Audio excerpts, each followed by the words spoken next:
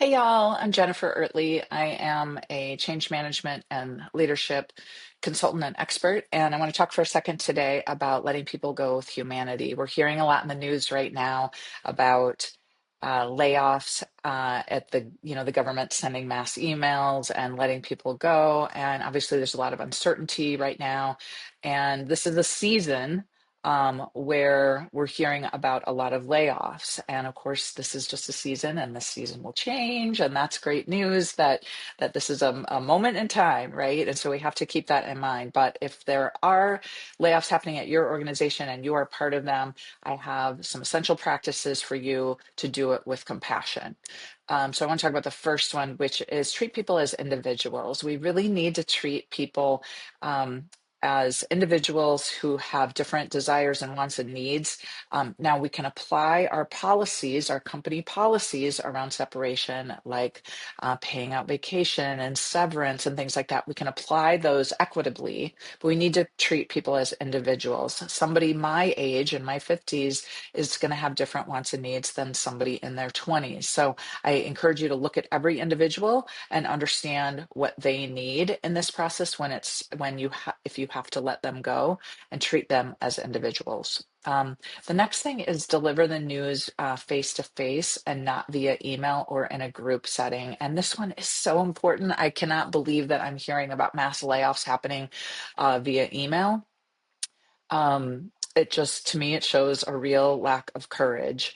I also used to work in the advertising industry, and thankfully, this never happened when I worked in the industry. But I did hear of another big agency in town, and they had lost an account, and they had to let a large number of people go, and so they put people into three rooms. And two of the rooms, they gave the news, "Hey, you're going to keep your job." And one of the rooms that had like 100+ people in it, they told everybody that they were being let go at the same time.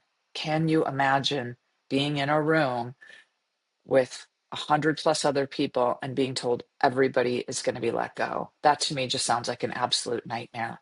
You need to do it face to face. If you've got remote workers, please do it over Zoom or whatever your video conferencing thing is, and put your camera on. Which leads me to my next point, which is make sure that if you are the person that manages somebody that's being let go, that you're there. HR really should not be alone in the room with somebody. Also, abdicating the responsibility to somebody else in the organization outside of HR is really not the way to go. I think we all need to think about the person who is being let go and what they need, and they need to hear from you if you are their manager. You are part of that decision, you need to be there. Don't leave it to HR. Also, they need support, right? So we need to help people not only understand what's happening to them in the moment, but afterwards. Is there some sort of outplacement that we can do? Are there some recommendations that we can write for them, help them with interviewing, coaching, etc.? We really need to help people with a soft landing, because they are potentially going to come back around as clients, or they could refer people to us, or potentially come back as employees, right? So we have these kind of boomerang types of employees who do come back for a second time, and we want to maintain a good relationship with them. The other thing is focusing completely on the impacted person. I hear a lot when I'm working with people who have to deliver hard news to people, they say, "Well, this is hard for me too."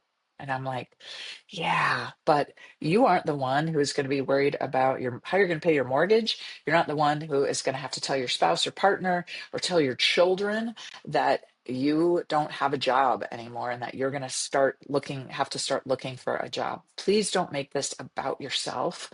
This is hard for you, no doubt. To have to deliver the news, people get very shaky, people that have to deliver this news I've seen people get ill before those conversations. Yes, there is a time and a place to feel sorry for you that you have to deliver this news, but in that moment, you have to focus completely on that person.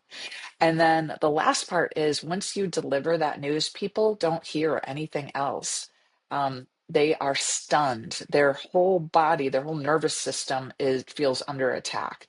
So think about how you're delivering that news, they are reacting and they're not hearing anything else like, here's how much severance you're going to get, or here's what to do with your benefits, Cobra, all this stuff. So have some sort of documentation ready for them, give them a packet, explain to them, listen, I understand that you are not going to retain a whole lot from this conversation. You can call me later. Here's a contact person you can call when you have questions, et cetera. Like, this does not need to be as cold or as negative. Like, it's never going to be great. Letting people go is never going to be great. It's not designed to be, but you can do it with empathy and you can do it with compassion if you follow some of these steps that I have laid out for here. And just remember, people aren't going to remember that conversation. So make yourself or somebody else available to them so that when they have questions, they don't feel utterly alone. And put yourself in their shoes, right? If this has happened to you before and maybe you had a terrible experience, don't repeat that in the future. Think about how you can use these steps to make this experience more empathetic and compassionate. Okay, thanks everybody.